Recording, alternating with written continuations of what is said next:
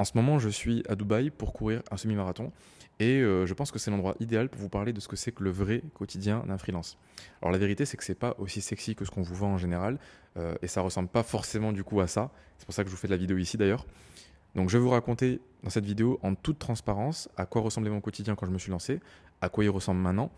Et le but, il est très simple, c'est ni de vendre du rêve, ni de vous faire peur inutilement, c'est juste de vous montrer la réalité pour pas que vous n'ayez de fausses attentes et que vous soyez déçus. Et c'est aussi une façon de vous permettre de trouver la façon de faire du freelancing qui vous correspond le mieux.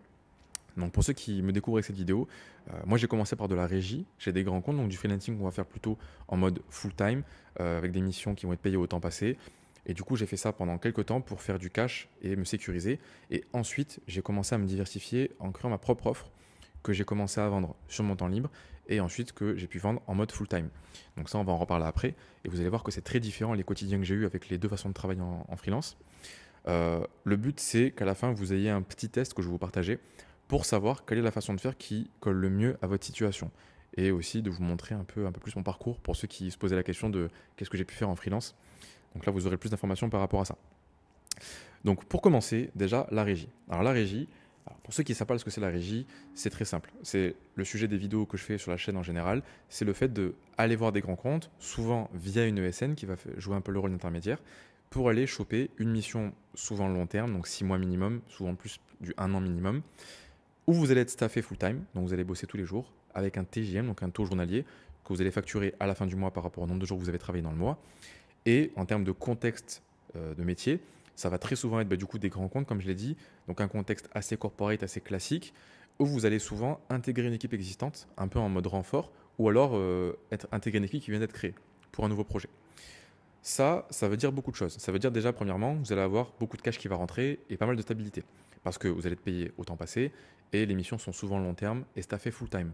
Donc là, vous voyez bien que si vous avez un TGM même relativement bas, 350 euros par jour, imaginons, ce qui est assez bas, vous allez quand même réussir à faire pas mal de cash. Voilà, donc on peut viser à peu près 7000 euros hors taxe par mois pour les mois où vous travaillez en full time, ce qui fait qu'on peut rapidement accumuler beaucoup de cash, ce qui est très sympa selon ce que vous recherchez. En tout cas, moi, c'est ce que je cherchais au début. Je voulais faire pas mal de cash.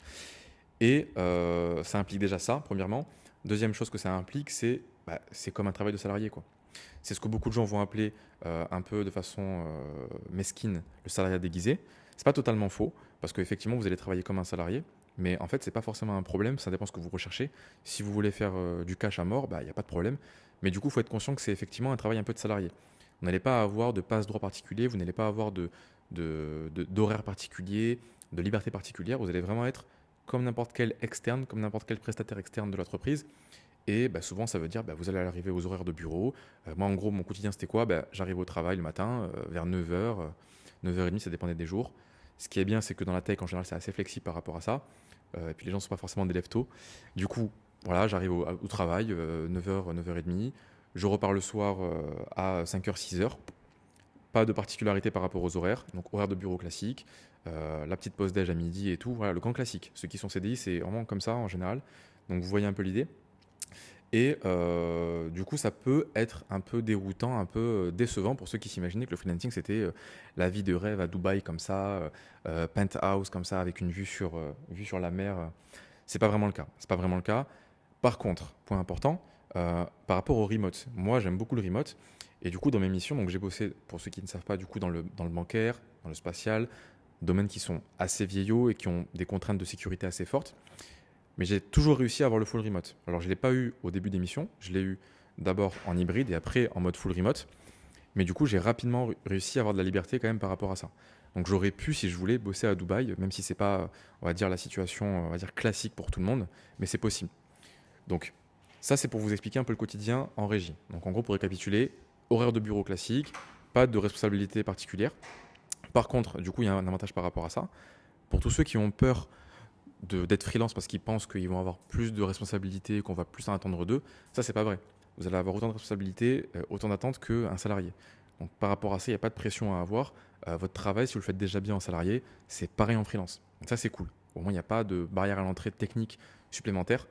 Ce qui peut faire peur à beaucoup de gens, de ce que je vois, qui hésitent à se lancer, qui disent ouais, il faut que je sois expert, il faut que je sois vraiment le boss dans mon équipe. C'est pas vrai ça, c'est pas vrai du tout. Vous pouvez très bien être un salarié normal, enfin un moyen et avoir des missions et ça se passe très bien. Donc ça, c'est pour la partie régie. Maintenant, pour le mode offre, donc ce qu'on appelle par abus de langage le forfait, c'est pas vraiment le bon terme, le mode offre, donc moi j'ai commencé à faire ça en parallèle de ma mission en régie. Comment ça s'est fait?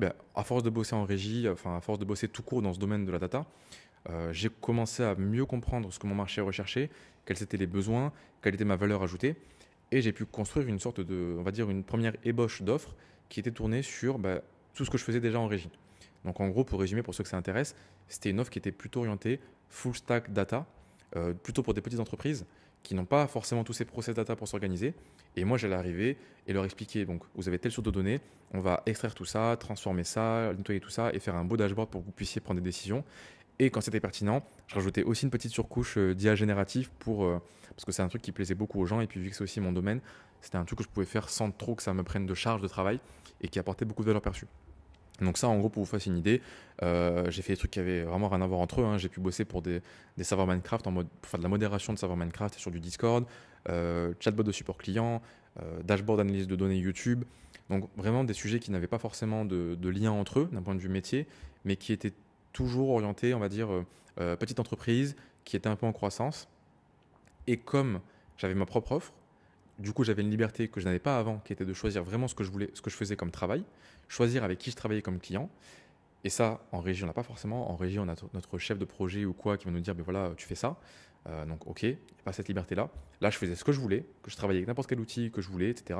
Peu importe, ça c'était cool. Et le point le plus cool dans tout ça, et c'est là où on va y arriver, c'est par rapport aux conditions de travail.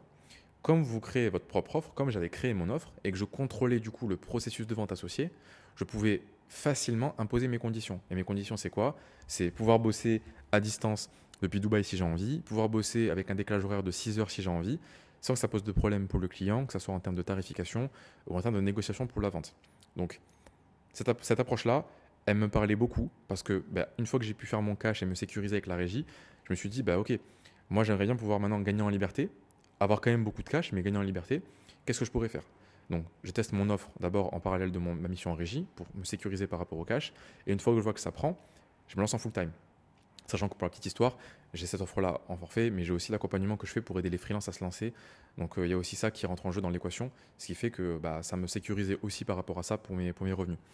Et d'ailleurs, pour ceux que ça intéresse, tant que j'y suis, ceux qui veulent se faire accompagner pour trouver leur mission en freelance, que ce soit pour de la régie ou du forfait, qui veulent que je les accompagne là-dessus de A à Z pour trouver leur mission, avec des garanties assez solides. Vous avez comme d'habitude un appel que vous pouvez réserver en description ou en commentaire épinglé. On en discutera et je vous dirai comment je peux vous aider pour mettre ça en place. Donc voilà pour ça. Donc du coup, le forfait, très très cool parce que ça permet de prendre la liberté de façon quasiment automatique. Et moi, c'était ce que je cherchais à ce moment-là. Maintenant, point important.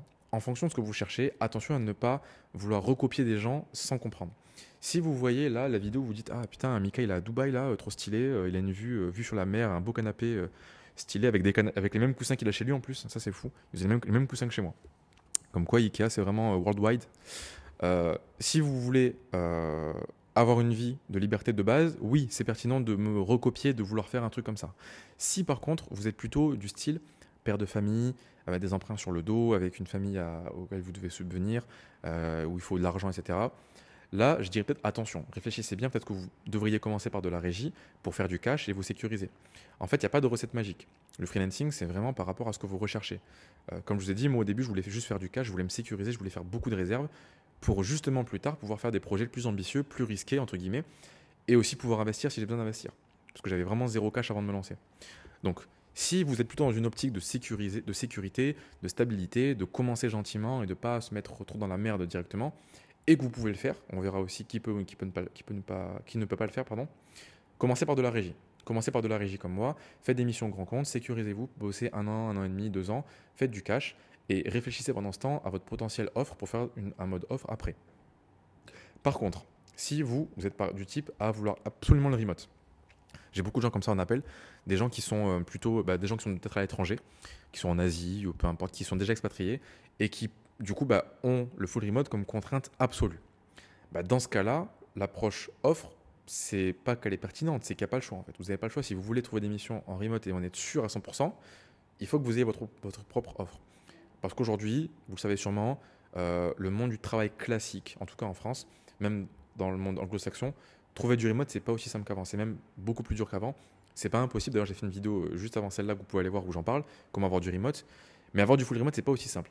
Donc moi, si je devais m'engager avec vous pour vous aider à trouver une mission et que vous me dites, moi je veux absolument avoir du remote, je vous ferai jamais faire de la régie en priorité. Sauf s'il y a des cas particuliers qui font que c'est jouable pour vous. Mais d'abord, je commencerai par de l'hybride éventuellement et après du remote. Mais si vous me dites, il me faut absolument du remote tout de suite, moi je vais vous aiguiller sur une création d'offres. Une création d'offres parce que c'est là que vous allez pouvoir créer votre process de vente et on va dire vous assurer cette liberté. Et ensuite, on verra selon comment ça avance, mais peut-être que vous pourrez passer en régie plus tard si vous voulez faire du cash, mais on va dire que la priorité ce sera de faire du forfait, donc de l'offre. Je dis forfait, offre, bon vous avez compris, c'est un peu les termes équivalents. Donc en gros, le test que je peux vous faire, si vous voulez savoir quelle est l'approche qui vous correspond le mieux et comment faire du coup pour trouver des missions qui vous correspondent sans être déçu du résultat et pas se dire ah ben moi je voulais A et j'ai eu B. Très simple. Si vous avez un peu d'XP en CDI et que vous voulez la stabilité et du cash, pour moi c'est évident qu'il faut aller vers de la régie au moins au début.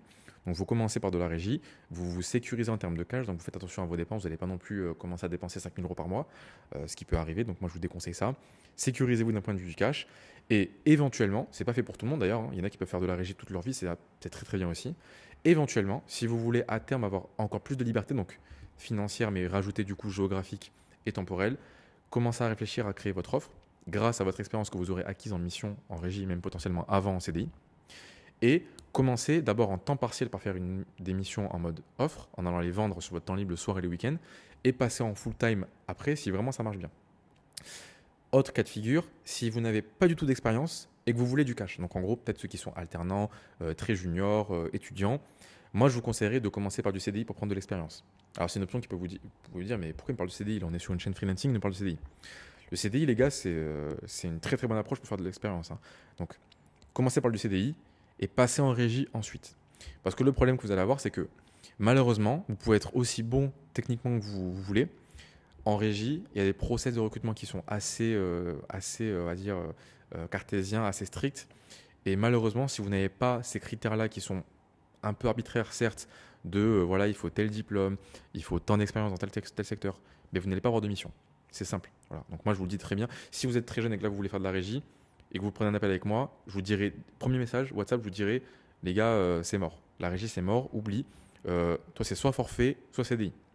Mais au moins, vous le saurez. Je vous le dis déjà, pour ceux qui voudraient faire de la régie, qui sont très très juniors, c'est très compliqué. C'est pas impossible du tout, je vous le dis, mais c'est très compliqué. Au moins actuellement. Donc moi, je vous dirais de commencer par du CDI, prenez de l'expérience, soyez pas pressés, prenez de l'expérience, et après, passez en régie pour faire du cash. Dans le troisième cas de figure maintenant, si vous n'avez pas d'expérience et que vous voulez de la liberté en priorité. Même d'ailleurs, je vais me corriger en live, même si vous avez beaucoup d'expérience, mais que vous voulez de la liberté en priorité. Donc, comme j'ai dit tout à l'heure, liberté temporelle, liberté géographique, donc bosser en remote depuis Dubaï par exemple. Enfin, Dubaï, je ne sais pas si ça fait rêver tout le monde, mais par exemple, Dubaï. Créez votre offre. Créez votre offre dès maintenant, n'attendez pas, ça ne sert à rien de faire. Enfin, vous pouvez prendre un CDI si vous voulez pour vous sécuriser, et je vous conseille de le faire si vous n'avez pas de revenus ou de réserve. Faites comme vous voulez, gardez votre CDI, ou même si vous avez du cash, commencez par créer votre offre tout de suite. Et là, vous allez avoir ce que vous cherchez. Vous voulez la liberté, vous voulez le freelancing un peu, ce que j'appelle moi avec un peu un taquin, le freelance remote à Bali. Donc bosser un peu depuis la plage, depuis des petits bars stylés en bambou et tout. Si c'est ce que vous imaginez dans le freelancing, il faut que vous créez votre offre. N'imaginez pas avoir ça en allant postuler pour une mission chez une banque en France et pouvoir bosser pendant 6 mois en remote avec eux. Ça a existé, ça existe encore, mais je vous le dis, si je dois être réaliste avec vous, c'est très compliqué à avoir aujourd'hui, très très compliqué. Pas impossible, mais très compliqué. Donc, créez votre offre et lancez-vous là-dedans, vous allez avoir la liberté.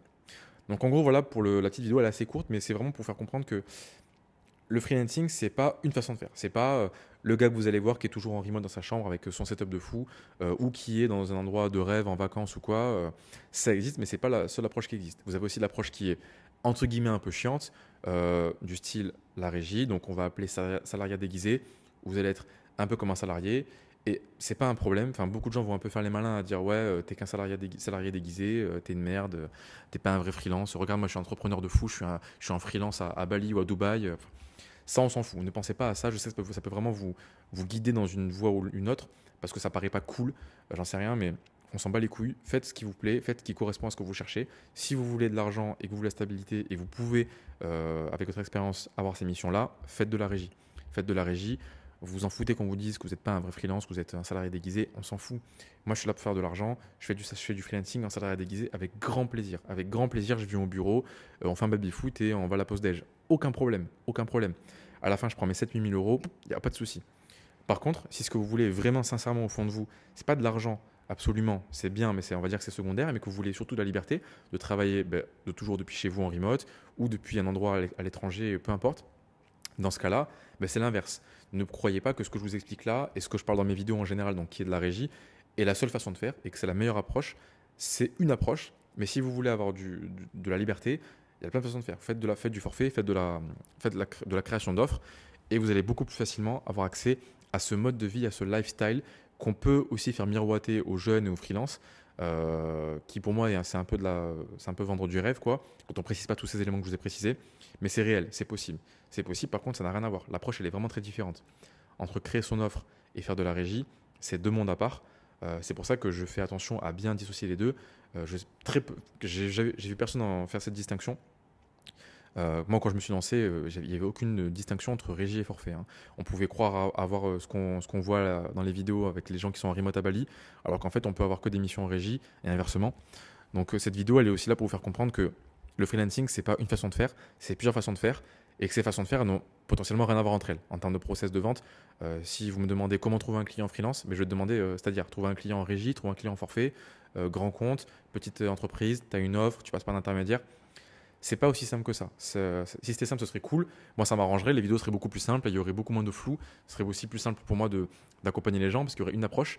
Mais la vérité, c'est que si je vous mens pas, c'est qu'il y a plein de façons de faire. C'est très différent en fait. Il y a plein de façons différentes en pratique pour le faire. Donc, essayez de comprendre ça. J'ai fait d'autres vidéos pour en parler si ça vous intéresse, cette notion de régie forfait. Mais dans tous les cas, voilà. Si vous voulez être accompagné pour comprendre un peu comment vous lancer par rapport à vos ambitions, vos contraintes perso, vos motivations et par rapport aussi à votre point de départ, pour ceux qui sont peut-être très débutants dans le freelancing ou ceux qui sont même un peu avancés mais qui galèrent à trouver des missions, vous avez un lien en description. Prenez un call avec moi, on va discuter déjà de votre parcours, on va discuter de votre marché et je vous dirai ce que je ferai à votre place. Et le but, c'est qu'à la fin de l'appel, on voit si c'est pertinent ou pas que je vous accompagne là-dedans. Et si je vous accompagne, je vous assure que vous allez avoir une mission, vous allez voir que normalement l'approche, quand je vous l'expliquerai, elle vous paraîtra assez efficace. Donc je vous laisse prendre un rendez-vous si ça vous intéresse pour qu'on en discute. Sinon, je vous invite à mettre un petit like, à partager la vidéo à ceux qui pourraient être intéressés par le freelancing pour pas qu'ils se trompent d'approche. Et sinon, je vous dis à très bientôt pour une prochaine vidéo. Donc abonnez-vous, petit like, faites tout, partagez tout si vous voulez ou pas. Ou mettez un dislike si vous voulez, mettez un dislike même. Et je vous dis à très bientôt. Allez, ciao.